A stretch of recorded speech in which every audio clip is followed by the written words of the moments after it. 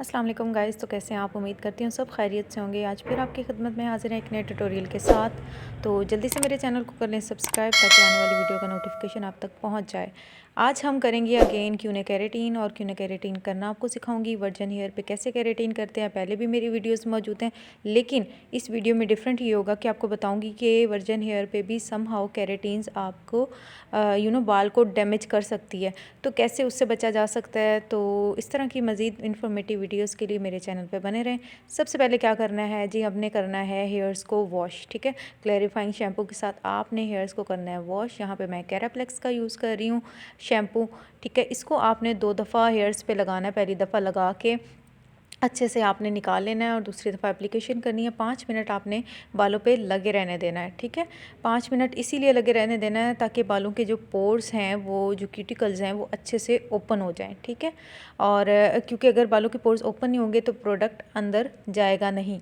ठीक है, और ऊपर ऊपर रहेगा, फिर इससे आपकी केराटिन टाइम से पहले निकल आएगी। छोटे छोटे स्टेप हैं जो आपके काम को इन्हेंस कर सकते हैं और रिज़ल्ट्स को इंक्रीज़ कर सकते हैं। तो अच्छे से आपने शैम्पू को निकाल लेना है, देन आपने ड्राई करना है। वर्जन हेयर है तो वर्जन हेयर पे हम लोग 90% अपना हेयर ड्राई करते हैं। ठीक है, अगर ट्रीटेड हेयर है तो 100% करेंगे। वर्जन हेयर पे 90% आपने अपने हेयर्स को, क्लाइंट के हेयर्स को अच्छे से कर लेना है ड्राई।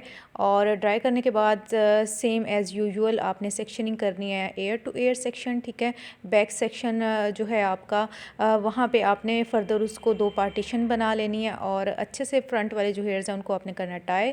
ठीक है, और एप्लीकेशन आपने करनी है जी बहुत अच्छी। ठीक है, आपकी एप्लीकेशन बिल्कुल फ़ाइन होनी चाहिए। बहुत ज़्यादा आपने हेयर्स नहीं लेने, पतली पतली आप लोगों ने स्ट्रिप्स उठानी है, पतली पतली आप लोगों ने सेक्शनिंग करनी है। ठीक है, और उसमें आपने प्रोडक्ट को लगा लेना है। ये देखिए सेक्शनिंग आपके सामने है। मैंने बहुत ज़्यादा लेयर ना तो थिक उठाई है ना थिन। यहाँ पे जी हम यूज़ कर रहे हैं क्यूने केराटिन। ठीक है, इसमें 2 आते हैं, एक नॉर्मल आता है और एक स्ट्रॉन्ग फोर्ट आता है। ठीक है, आपने वो अकॉर्डिंग टू हेयर्स ले लेनी है।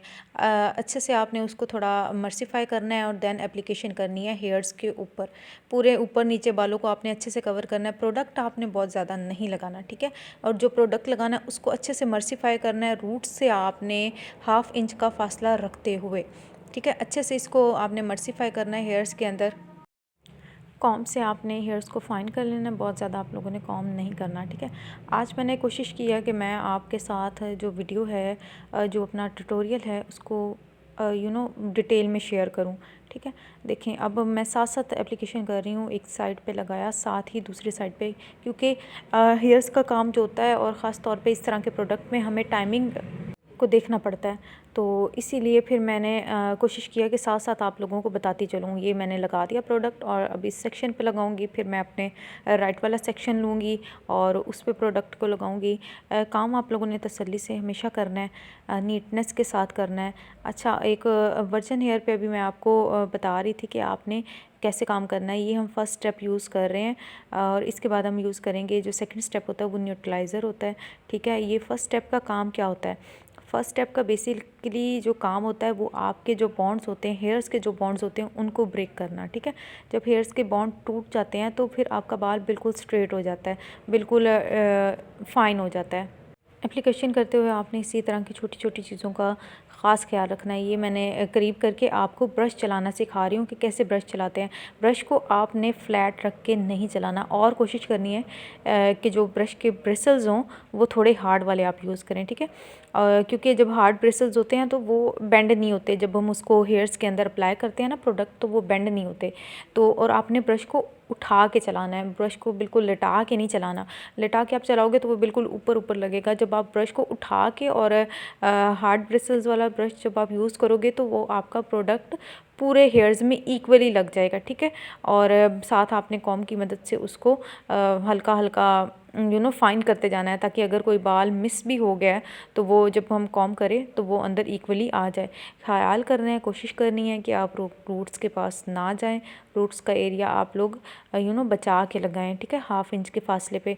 अगर आप का प्रोडक्ट रूट्स पे लग जाता है बाय चांस, तो उसको फ़ौरन तौर पे आप लोग हटा लें। ठीक है, इससे क्या होगा कि आपके हेयर फॉलिंग होती है वो स्टार्ट हो जाएगी, आपके बाल गिरना स्टार्ट हो जाएंगे। तो ये छोटी छोटी चीज़ें हैं जिनका आप लोगों ने अच्छे से ख्याल करना है। और अपना काम भी आपने अच्छे से करना है और पूरी चीज़ों को आपने देखते हुए। इसी के साथ पूरा ट्यूटोरियल आपके साथ शेयर करने का मकसद और वजह यही होती है कि आप लोगों को छोटे छोटे स्टेप्स जो हैं वो हम अच्छे से समझा सकें, बता सकें, ताकि आप भी एक अच्छा काम अपने सैलून में कर सकें। यही सारी चीज़ें होती हैं बेसिकली। बेशक आप जितना मर्ज़ी अच्छा प्रोडक्ट लेके बैठे हो, जितना मर्ज़ी अच्छे प्रोडक्ट के साथ काम कर रहे हो, लेकिन अगर आप ये छोटी छोटी टिप्स को फॉलो नहीं करते या छोटी छोटी चीज़ें अपने माइंड में नहीं रखते, तो ये बहुत बड़ा इम्पैक्ट आपके काम पे डालते हैं। मैंने इस चीज़ को बड़ा अरसा किया है, इस काम को काफ़ी टाइम परफॉर्म किया है और आफ्टर डेट मैं ट्रेनिंग भी ली है, सारा कुछ किया है। लेकिन जब तक एक चीज़ आपके अपने हाथ से नहीं गुज़रती, आपको जितना मर्ज़ी सिखा लिया जाए, आपको जितना मर्ज़ी चीज़ें बता दी जाएँ या जो कुछ भी कर दिया जाए, जब वो चीज़ आप अपने हाथ से उस चीज़ को परफॉर्म करते हो तो फिर आपको पता चलता है कि वाकई काम क्या है। और जैसे जैसे आप काम करते हो, क्यों बोलते हैं कि जैसे जैसे हम काम करते हैं ना, हाथ में ना सिर्फ नीटनेस आती है, बल्कि हमें छोटी छोटी चीज़ें जो होती हैं ना, उनका भी पता चलना स्टार्ट हो जाता है कि ये चीज़ अगर इसको हम ऐसे करते तो ये ज़्यादा बेहतर हो सकती थी, अगर इसको हम इसकी जगह रखते तो वो ज़्यादा बेहतर होता। तो इसी तरह की सारी चीज़ें हैं। और ये जितना भी काम है, फ़र्स्ट ऑफ़ ऑल तो हम ये बिल्कुल भी नहीं कह सकते कि हमने ये चीज़ या ये कोर्स या ये चीज़ें, ये काम कंप्लीट कर लिया। आप जितना भी सीख लो, आए दिन एक न्यू चीज़ आई होती है, एक नई टेक्निक्स आई होती हैं, न्यू प्रोडक्ट्स आए होते हैं, न्यू चीज़ें होती हैं। तो मतलब आप इसको लाइफ टाइम, ये एक ऐसी जर्नी होती है जिसमें आप लोग सीखते ही रहते हो। और जब भी आप काम करते हो, मैं जब भी काम करती हूँ, मुझे हमेशा कोई ना कोई नई चीज़ अपने काम में, कोई ना कोई नई थ्योरी, कोई ना कोई नई टेक्निक, कोई ना कोई नई चीज़, कोई ना कोई नई बात समझ में आती है, क्योंकि हर बंदे का जो हेयर होता है वो एक जैसा नहीं होता।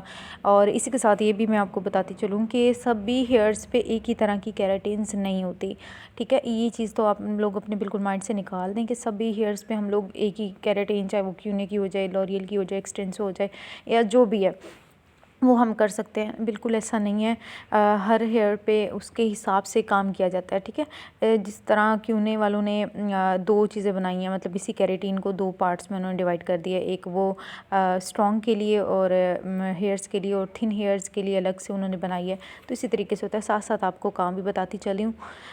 यहाँ अब हमने प्रोडक्ट को लगा दिया। इस प्रोडक्ट को आपने 20 से 25 मिनट लगाना है। आफ्टर डैट आपने चेक करना है। ये देखिए, यहाँ मैं हिला रही हूँ, सॉरी खींच रही हूँ, खींच के मैं देख रही हूँ कि बालों के अंदर क्या बॉन्ड्स टूट गए हैं। कैसे पता चलेगा? बालों के अंदर इलास्टिसिटी आना स्टार्ट हो जाएगी। उसके बाद मैंने हेयर्स को हल्का सा शावर से स्प्रे किया और आफ्टर डैट मैं प्रोडक्ट को हेयर से निकाल रही हूँ। लेकिन अगर आप लोग स्ट्रेच करते हो और बालों के अंदर एक क्रिंकल आता है, क्रिंकल का मतलब होता है एक जिग जैग सी ना बाल हो जाते हैं, ठीक है, जैसे विवी हेयर्स होते हैं। तो अगर ऐसा आ रहा है हेयर्स के अंदर तो फ़ाइन है, आप उसको निकाल दो, ठीक है, प्रोडक्ट को निकाल दो। अगर आप उसको खींचते हो तो वो स्ट्रिप होता है, मतलब खींचने से ना उसको, तो भी आप अपने प्रोडक्ट को हेयर से निकाल दो। उसके बाद हेयर्स को आपने ड्राई करना है 100%, ठीक है। सेक्शनिंग करनी है सेम वे में, आप लोगों ने एयर टू एयर सेक्शनिंग कर लेनी है।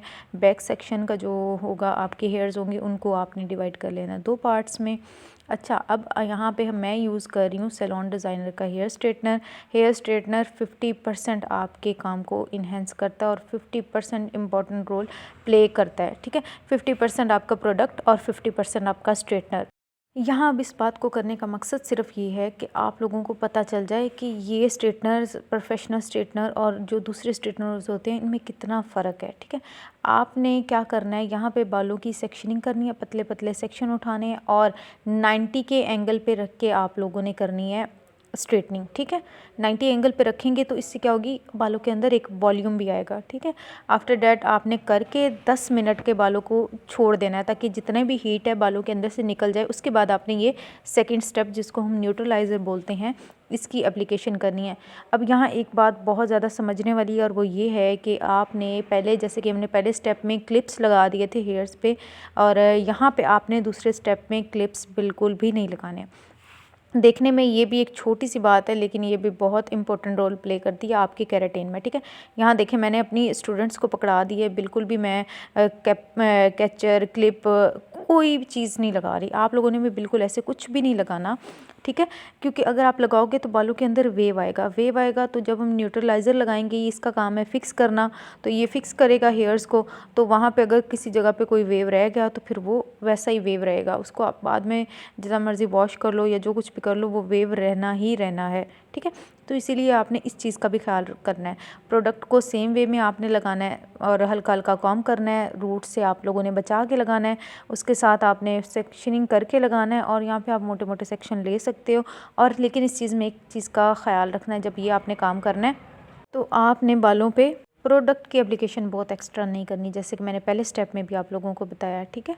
और पूरे प्रोडक्ट को आपने हेयर्स पे लगाना है। अब यहाँ पे वो बात आती है कि कैसे हम वर्जिन हेयर पे भी हमारे जो प्रोडक्ट होता है हम उसको लगा देते हैं, लेकिन अच्छे रिजल्ट्स नहीं आते, बाल डैमेज हो जाते हैं, जल जाते हैं।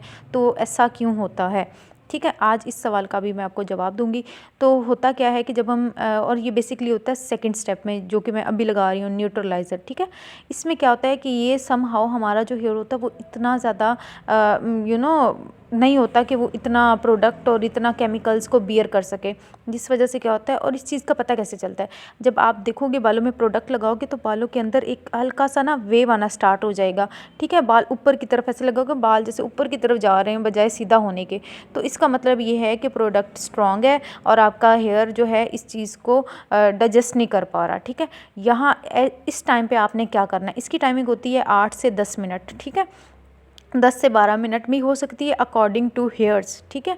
लेकिन अगर 8 से 10 मिनट के अंदर अंदर आपको पता चल जाता है कि आपका बाल ठीक है, अगर तो 8 से 10 मिनट के बाद आप देखते हो बाल बिल्कुल ठीक है, स्ट्रेट ही है, तो मीन्स आप इसको 2 से 5 मिनट और दे दो। लेकिन अगर आपका बाल वेव आना स्टार्ट हो रही है, ऊपर की तरफ चढ़ना स्टार्ट हो गया, मैं आपको भी नेक्स्ट दिखाऊंगी भी, तो आपने क्या करना है, तो आपने अपने 10 मिनट तो पूरे करने हैं। लेकिन अब 10 मिनट पूरे कैसे करेंगे, अगर प्रोडक्ट लगा रहा तो बाल बिल्कुल डैमेज हो जाएंगे।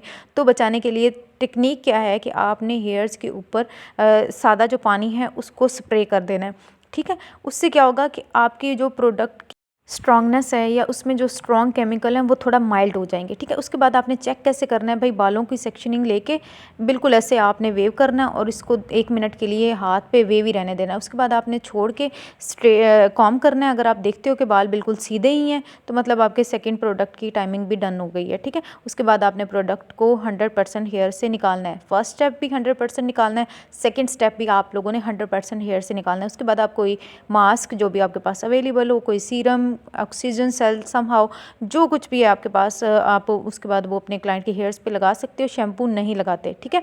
यहाँ पे मैंने अपनी प्रीवियस वीडियो में भी दिखाया है कि मैं क्या बनाती हूँ और कैसे लगाती हूँ और इसके कितने बेसिक रिजल्ट्स हैं और ये कितना अच्छा है। इसको आप एज अ प्रोटीन ट्रीटमेंट भी अपने सैलून्स पे यूज़ कर सकते हो, इसमें 1-2 चीज़ें ऐड करके। और अगर आपने ये देखना है तो मेरी प्रीवियस वीडियो में मैंने डिटेल से बताया, आप वहाँ जाके इसको विजिट कर सकते हैं। ये देखें कितने ज़बरदस्त इसके रिजल्ट हैं। इसकी एप्लीकेशन करनी है आपने 20 मिनट के बाद आपने इसको 90% हेयर से निकाल लेना है। हेयर्स को कर लेना है ड्राई करने के बाद मैं आपको रिज़ल्ट दिखाऊंगी। लेकिन उससे पहले यहाँ मैं यूज़ करूँगी सेमी वेट हेयर्स पे फिलिस का हेयर सीरम, मेरी तरफ से हाईली रिकमेंडेड है। बहुत अच्छा रीज़नेबल प्राइस में बहुत अच्छी फ्रेगरेंस के साथ ये आपको मिल जाता है और इसके रिज़ल्ट्स भी बहुत अच्छे हैं। कुछ होते हैं ग्रीजी, ये बिल्कुल ग्रीजी नहीं है, ये बहुत अच्छा है। ये देखें जी, हमारे ये फाइनल रिज़ल्ट हैं। आफ्टर डैट मेरे क्लाइंट ने मुझसे हेयर वॉश भी करवाया था और अमेजिंग रिज़ल्ट्स हैं इसके। इसको आप अपने सैलून में यूज़ करें, इस केराटिन को यूज़ करें, ये मेरी तरफ से रिकमेंडेड है। लेकिन जो मैंने अंदर छोटे छोटे आपको पॉइंट्स बताए हैं, उन सभी पॉइंट्स को आप लोगों ने लाजमन फॉलो करना है, ठीक है, अगर आप अच्छे रिजल्ट्स गेन करना चाहते हैं। In the end of the video सबको मेरी तरफ से रमज़ान बहुत बहुत मुबारक हो। मिलते हैं नेक्स्ट ट्यूटोरियल में। Till then guys take care, अल्लाह हाफिज़।